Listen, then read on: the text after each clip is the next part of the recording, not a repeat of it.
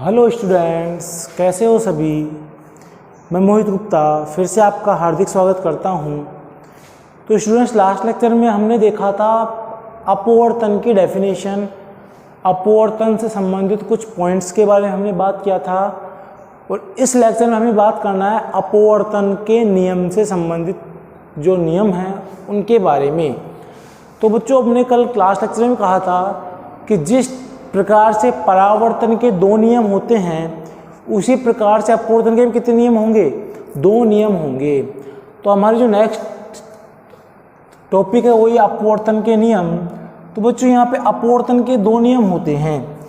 आपको पता है परावर्तन के दो नियम थे। उसमें पहला नियम था आपतित किरण, परावर्तित किरण व अभिलंब तीनों एक ही तल पर होते हैं। उसी प्रकार अपवर्तन का भी पहला नियम वही है, आपतित किरण। अब वहां परावर्तित किरण था, यहां आ जाएगा अपवर्तित किरण। आपतित किरण, अपवर्तित किरण एवं अभिलंब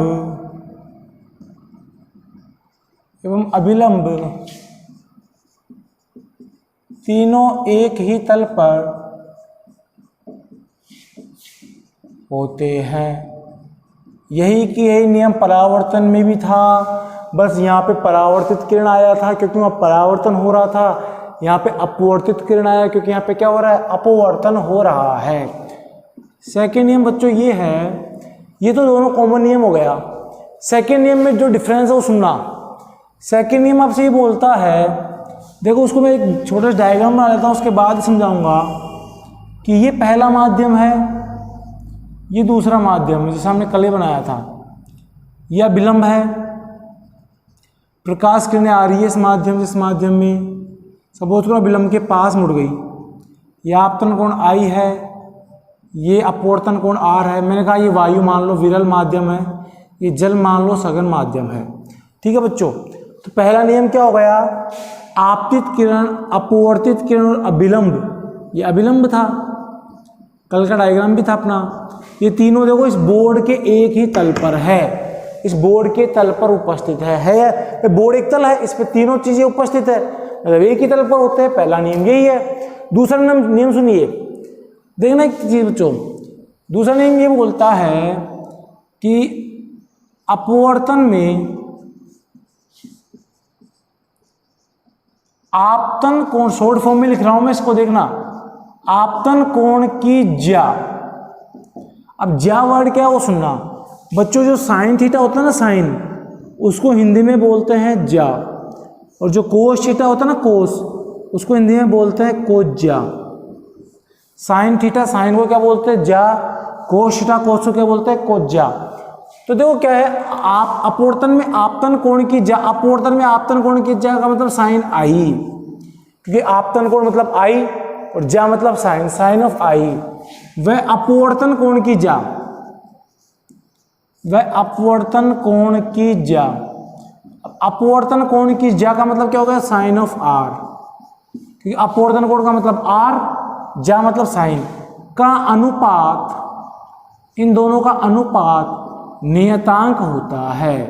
यह अपवर्तन का दूसरा नियम है, नियतांक होता है बच्चों। इस नियतांक को हम बोलते हैं अपवर्तनांक, जो भी लिखेंगे। और इसी को हम,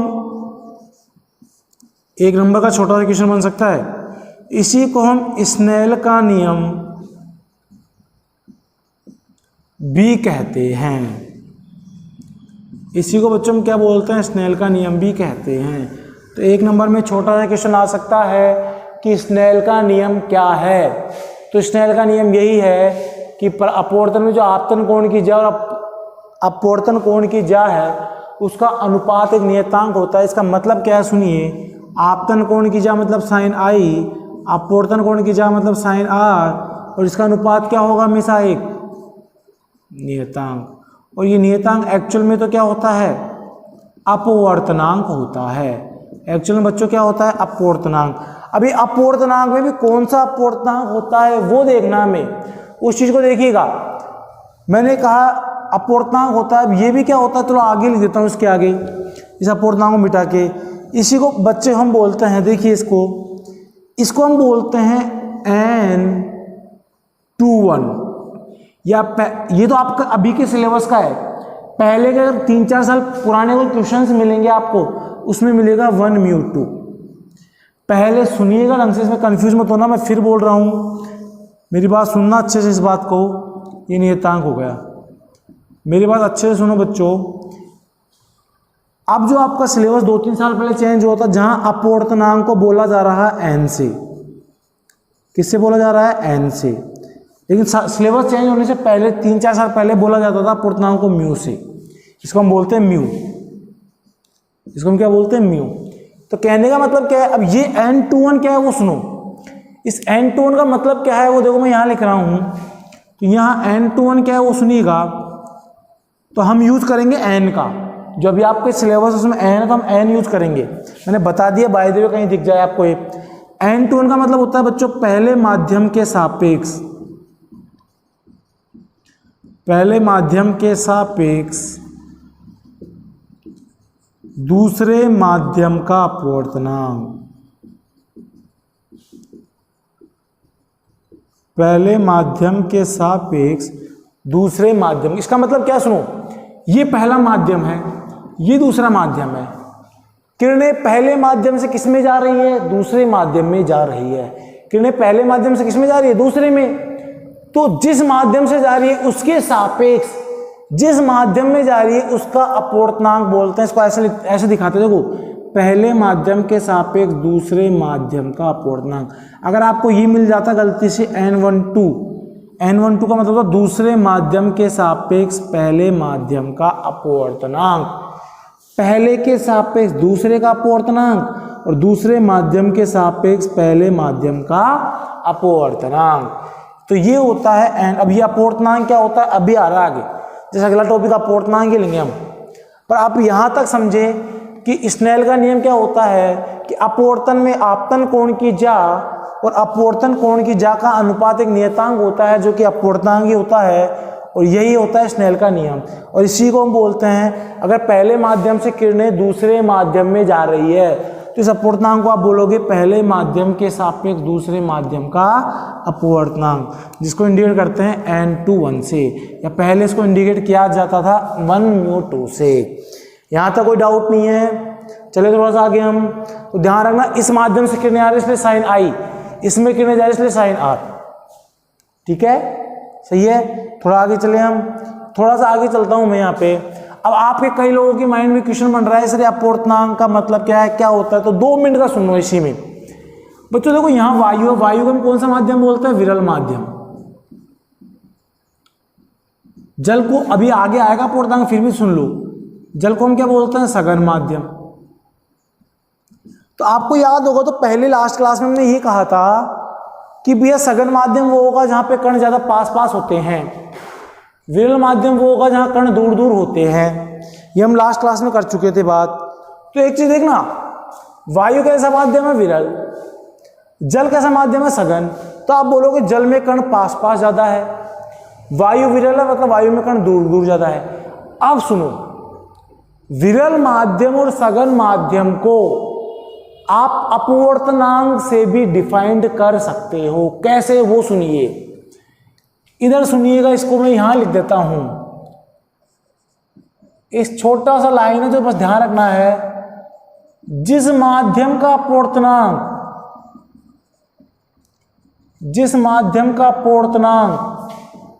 जितना अधिक होगा, जिस माध्यम का अपवर्तनांक जितना अधिक होगा वह माध्यम उतना ही अधिक सघन होता है। उतना ही अधिक कैसा होता है बच्चों? सघन होता है। सुनिएगा, मैंने क्या कहा? जिस माध्यम का अपवर्तनांक जितना अधिक होगा। कैसे? सुनो, जो वायु है ना, वायु उसका अपवर्तनांक होता है बेटा 1, लगभग 1। पानी का अपवर्तनांक होता है बेटा 1.33।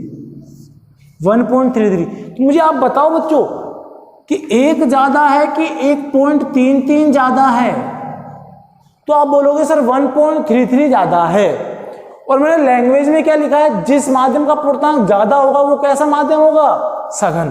तो अपूर्णांक किसका ध्यान ज्यादा है? जल का। इसलिए जल कैसा माध्यम है स्टूडेंट्स? सघन माध्यम है। तो सघन और विरल माध्यम में कभी कंफ्यूज भी रहो ना, तो जिस माध्यम का अपूर्णांक ज्यादा होगा वो सघन और जिस माध्यम का अपूर्णांक कम होगा वो विरल माध्यम होता है। समझ गए? ये बात समझ गए कि अपूर्णांक क्या इंडिकेट कर रहा है? सघन और विरल माध्यम को भी इंडिकेट करता है। चलो मैं थोड़ा सा आगे, ठीक है। तो यहां तक आई थिंक आपको कोई डाउट नहीं होगी, चाहो तो स्क्रीनशॉट ले सकते हो, नहीं मैं आगे चलता हूं, कोई दिक्कत नहीं इसमें। ये छोटी छोटी बातें थी सघन और विरल माध्यम की। अब मैं अपवर्तनांक की बात कर लेता हूं। अगर मैं अपवर्तनांक की बात करता हूं तो अभी अभी हमने कहा है अपवर्तनांक सिंपली सघन और विरल माध्यम को दर्शाता है, कोई बात नहीं, हमने कह दी इस बात को। अब ये अपवर्तनांक होता क्या है वो समझिएगा इधर बोर्ड पे। अपवर्तनांक सिंपली कुछ नहीं है, अपवर्तनांक को इंग्लिश में बोलते हैं रेफ्रैक्टिव इंडेक्स। रेफ्रैक्टिव इंडेक्स अपवर्तनांक या रेफ्रैक्टिव इंडेक्स बोला जाता है।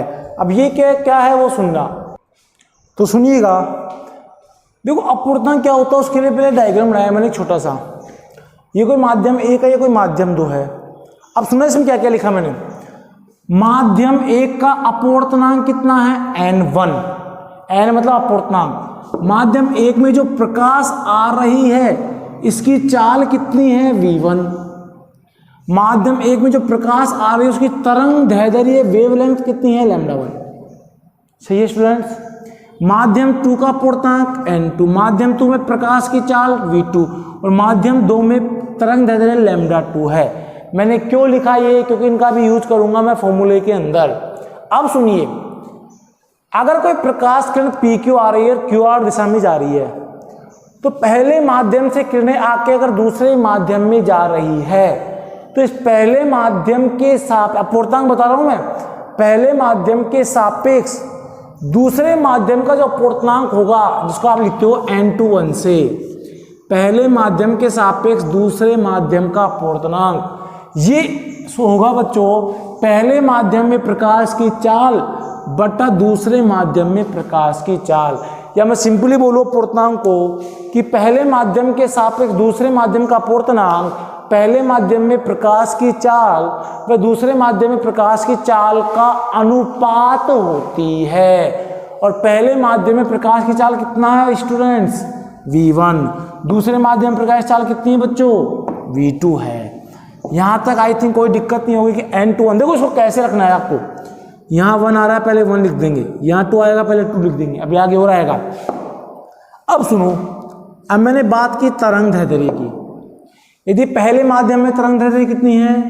λ1 और दूसरे माध्यम में तरंग दैर्ध्य कितनी है? λ2। तो इसी का एक और फॉर्मूला बनेगा, चलो यहीं लिख देता हूं बगल में। तो n21 जो बनेगा ना λ1 और λ2 के फॉर्म में, ये क्वेश्चंस में हेल्पफुल रहेंगे, बस क्वेश्चंस के लिए दिखा रहा हूं मैं ओनली आपको। क्वेश्चंस आप कर सको, कोई आ जाएगा तो करवाऊंगा भी मैं क्वेश्चंस। तो अगर पहले माध्यम के सापेक्ष दूसरे माध्यम का अपवर्तनांक निकालोगे तो आएगा पहले माध्यम में प्रकाश की तरंग दैर्ध्य अपॉन दूसरे माध्यम में प्रकाश की तरंग दैर्ध्य। ठीक है, और एक लास्ट फॉर्मूला हो रहा है वो भी सुन लीजिए। n21 एक और होता है, मैंने कहा देखो v1 वाला फॉर्मूला आ चुका, λ वाला भी फॉर्मूला आ चुका, अब किसका बचा? n का। n का मतलब अपवर्तनांक का। तो n21 का स्टूडेंट्स फॉर्मूला जो होता है वो होता है n2 upon n1। n2 upon n1 का मतलब क्या है कि पहले माध्यम के सापेक्ष दूसरे माध्यम का जो अपवर्तनांक होगा वो दूसरे माध्यम का अपवर्तनांक वो पहले माध्यम के अपवर्तनांक के अनुपात के बराबर होता है। वापस सुन लीजिए, पहले माध्यम के सापेक्ष दूसरे माध्यम का जो अपवर्तनांक होगा दूसरे माध्यम में अपवर्तनांक और पहले माध्यम के अपवर्तनांक के अनुपात के बराबर होता है। अगर मैं तीनों सूत्रों को कंबाइंड फॉर्म में लिखूं, इन तीनों को, तो इन तीनों को मैं ऐसे लिख सकता हूं कि यही बराबर होता है v1 अपॉन v2 के और यही बराबर होता है λ1 अपॉन λ2 के।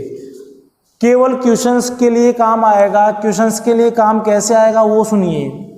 किसी क्वेश्चन में आपको दे दे कि पहले माध्यम का अपवर्तनांक कितना है, दूसरे का अपवर्तनांक कितना है, तो पहले के सापेक्ष दूसरे का अपवर्तनांक निकालो, ये फॉर्मूला लगा दोगे।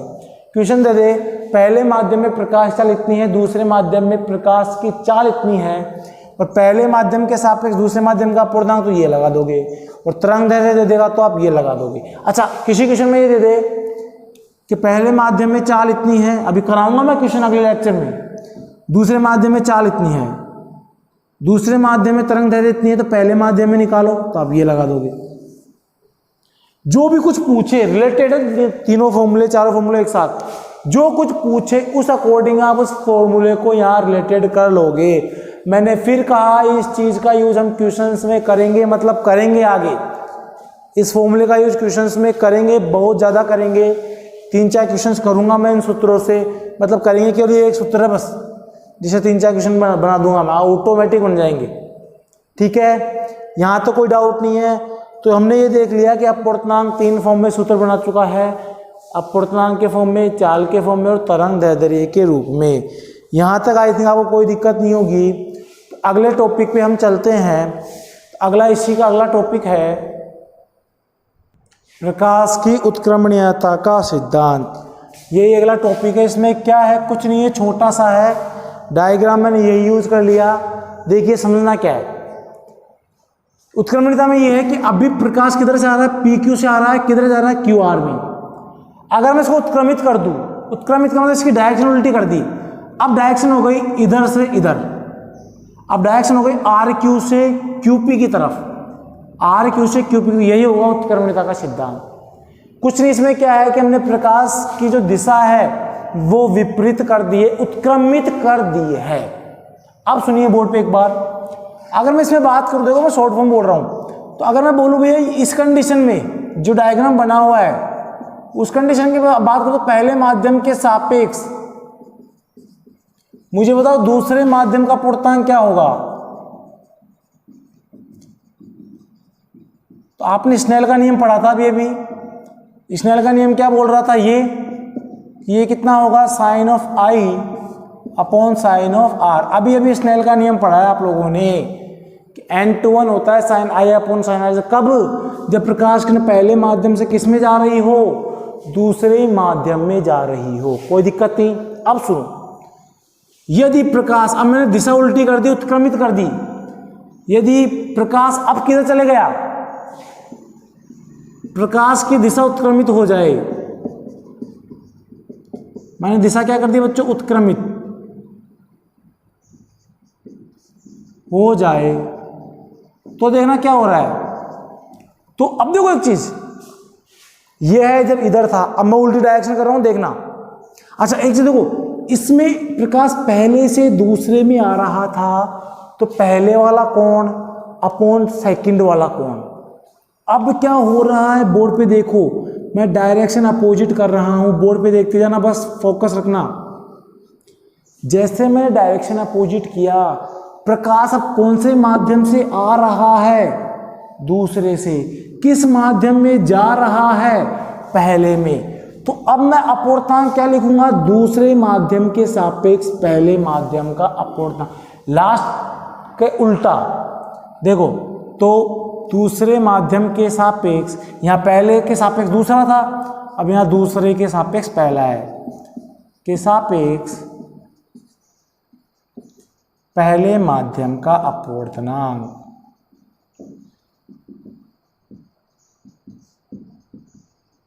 तो देखो इसको मैं क्या लिख दूंगा, N12, उल्टा कर दिया। जस्ट देखिए, फोकस कीजिए। N12 का मतलब है दूसरे माध्यम के सापेक्ष, दूसरे माध्यम के सापेक्ष पहले माध्यम का अपवर्तनांक। ठीक है बच्चों, इसको मैं क्या लिखूंगा, अब देखो दूसरे माध्यम में कोण कितना बन रहा है, R, वहां I बन रहा था पहले में, यहाँ R, और पहले में कितना बन रहा है कोण, I। यहां तक कोई दिक्कत नहीं होगी आपको शायद, क्योंकि अब जहां से किरणें आ रही है वहां कोण R बना रहा है, और जहां किरणें जा रही है वहां कोण I बन रहा है। अब मैंने कुछ नहीं किया, समीकरण 1 को 2 से मल्टीप्लाई कर दिया है। जैसे 1 को 2 से मल्टीप्लाई किया, बोर्ड पे देखिए, लेफ्ट हैंड साइड से मल्टीप्लाई हो गया, और राइट हैंड साइड से मल्टीप्लाई हो गया। दाया पक्ष दाएं पक्ष से, और बाया पक्ष से मल्टीप्लाई हो चुका है। जैसे ये वो देखो आई साइन आई से साइन आई कट गया, साइन आर से साइन आर कट गया, तो आपके पास जो टर्म बची वो बची n21 multiply by n12 is equals to 1। इसमें कोई डाउट है यहाँ तक कि ये देखो साइन आई गया, साइन आर से साइन आर गया। इसका मतलब ये हुआ, देखो मैं इसको और थोड़ा लेके जा रहा हूँ, इसका मतलब ये हुआ कि जो n12 होगा वो इक्वल्स टू होगा 1/n21 के। देखिए मैंने n12 को इधर रख लिया, इस n21 को इधर लेके जाऊंगा तो गुणा में है तो इधर जाएगा तो किस में हो जाएगा, भाग में हो जाएगा। तो भाग में हुआ कि नहीं हुआ। अब सुनो, इसका मतलब ये हुआ कि पहले माध्यम के, अगर मुझे दूसरे माध्यम के सापेक्ष पहले माध्यम का अपूर्णांक निकालना है तो ये अपूर्णांक पहले माध्यम के सापेक्ष दूसरे माध्यम के अपूर्णांक का उल्टा होगा, उत्क्रम होगा। समझ में आया, उत्क्रम होगा। कैसे, मतलब जैसे सपोज करो n21 आपको दे दिया 2 और आपसे बोल दे n12 निकालो, तो n12 कितना हो जाएगा 1/2, मतलब कितना आ जाएगा 0.5। मतलब ये जो वैल्यू आएगी उसकी अपोजिट ये होगी। समझ में आया। अगर मैं बोल रहा हूं सर ये अपोजिट ये हो गई, तो सर आप मुझे एक बात बता दीजिए, क्या बता दीजिए, सुनिए। अभी अभी मैंने एक फॉर्मूलेज निकाले थे, ये वाले v1/v2 λ1/λ2 और n2 सर निकाले थे कि नहीं निकाले थे। आप बोलोगे सर निकाले थे। अगर हमने ये फॉर्मूले ऐसे निकाले थे बच्चों, तो मुझे बता दीजिए आप लोग, ये तो था पहले माध्यम के सापेक्ष दूसरे माध्यम का अपूर्णांक, तो मुझे अगर ये लिखना हो तो मैं क्या करूं। कॉन्सेप्ट बता रहा हूं मैं, कॉन्सेप्ट फिर बोल रहा हूं, कई जगह नहीं मिलेगी चीजें, बता रहा हूं मैं आपको अच्छे से, सच बता रहा हूं। क्वेश्चंस में हेल्पफुल है, क्वेश्चंस के पर्पस से लिए करा रहा हूं, कई जगह नहीं मिलती चीजें लिखी हुई। बताइए क्या होगा, आप बताओ मुझे, इसको देख के बताओ आप। n21 है तो उसका उल्टा हो जाएगा n1, उल्टे का मतलब इनको उल्टा कर दूं मैं। देखो उल्टा कर दिया आप लोगों के कहने पर, बस खत्म काम। तो अगर आपसे गलती से ये ना बोले पहले के सापेक्ष दूसरा निकालो, दूसरे के सापेक्ष पहला निकालो, तो आप ये यूज कर सकते हो। जस्ट उसका अपोजिट, उसका उत्क्रम, उसका उल्टा ही ये हो जाता है। कोई दिक्कत बच्चों इसके यहाँ तक आप लोगों को। तो ये था प्रकाश की उत्क्रमणीयता का सिद्धांत। हमने कुछ नहीं किया था, एक डायरेक्शन से प्रकाश किरणें आ रही थी, पहले से दूसरे माध्यम में जा रही थी, उसके लिए हमने ये लिख दिया। फिर जब जैसे प्रकाश की दिशा उल्टी करी तो अब प्रकाश दूसरे से पहले में गया, तो दूसरे के सापेक्ष पहले का निकाला, वो उल्टा हो गया, दोनों को मल्टीप्लाई किया, ये इससे प्रूफ हो गया। इससे क्या प्रूफ हो गया कि पहले माध्यम के सापेक्ष दूसरे माध्यम का अपूर्णांक दूसरे माध्यम के सापेक्ष पहले माध्यम के अपूर्णांक का उत्क्रम होता है, उल्टा होता है। उसको हमने वहाँ देख लिया फॉर्मूला फॉर्म में कि कैसे कैसे ये होता है। आई थिंक यहाँ तक आपको कोई प्रॉब्लम नहीं आई होगी। हम नेक्स्ट लेक्चर में एक छोटा सा टॉपिक करके इनके रिलेटेड जो मैंने आज पढ़ाया है उसके रिलेटेड 2-4 क्वेश्चनों को भी डिस्कस करूँगा। यहाँ तक आप लोग सब कुछ अच्छे से पढ़ रहे होंगे। आप सभी का बहुत बहुत धन्यवाद। Thank you so much.